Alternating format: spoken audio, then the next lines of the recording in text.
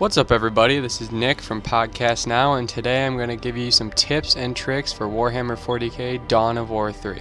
If this video helped you out, don't forget to like it and share it with your friends, and if you like the rest of our channel, don't forget to subscribe.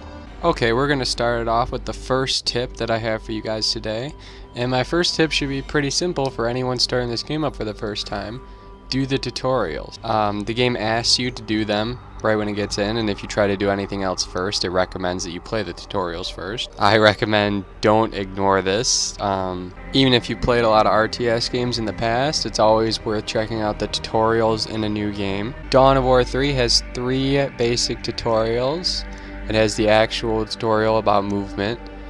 It has the tutorial that gives you advanced combat tips. And then it has a tutorial where it kind of shows you how a multiplayer match is going to go down. They're pretty quick. You just have to wade through some talking.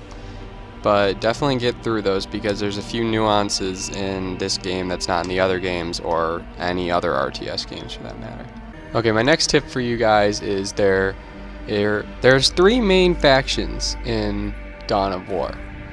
We have the Space Marines, the Orcs, and the Eldar.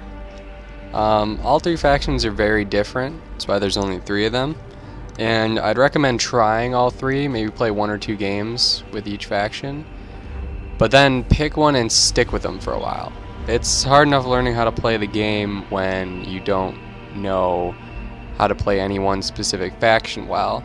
I'd recommend doing Space Marines for a while. Plan on playing 15 games at least with just the Space Marines, or any other one faction if you decide you don't like the Space Marines. This will help you learn the game itself and, not get that confused with learning the game and a faction. Okay, my last general tip for you guys is about AI difficulty and what you're going to want to do when you play.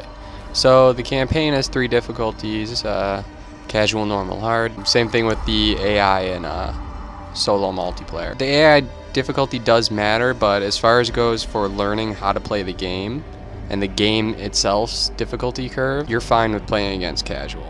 If you don't have a lot of experience with RTS games or Dawn of War, Relic kind of RTS games, then it's fine for you to play casual. You're not going to be missing out on learning anything by playing a bunch of matches against casual than you would normal. If normal's too hard, then just do casual. You'll still learn the important nuances of the game by playing casual. Alright, now we're going to move to a little bit more specific tips. One of the specific tips of Dawn of War 3's RTS genre is how the Elites and Doctrines system works.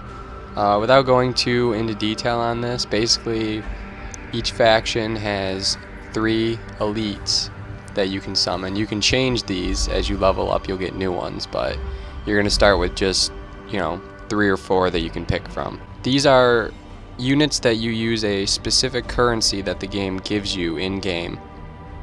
So in a match you will get a specific resource that will be used to spend only on these elites.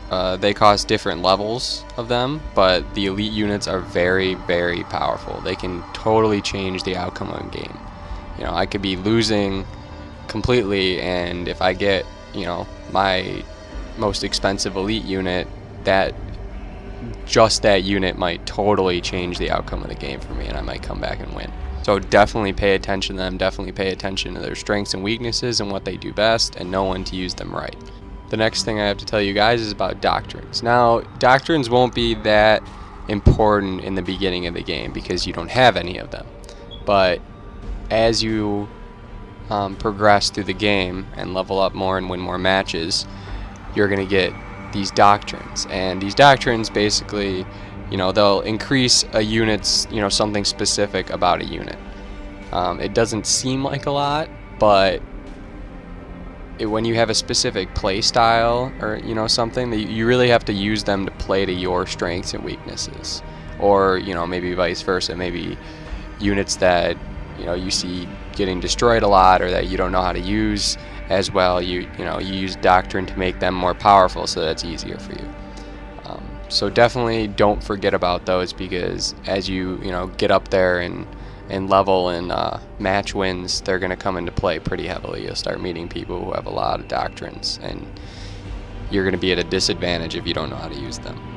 Alright, another little specific tip that's it's just a small tip that I don't want you guys to forget. You can actually customize all of your units in Dawn of War 3. You can, they have a pretty in-depth paint and emblem insignia system.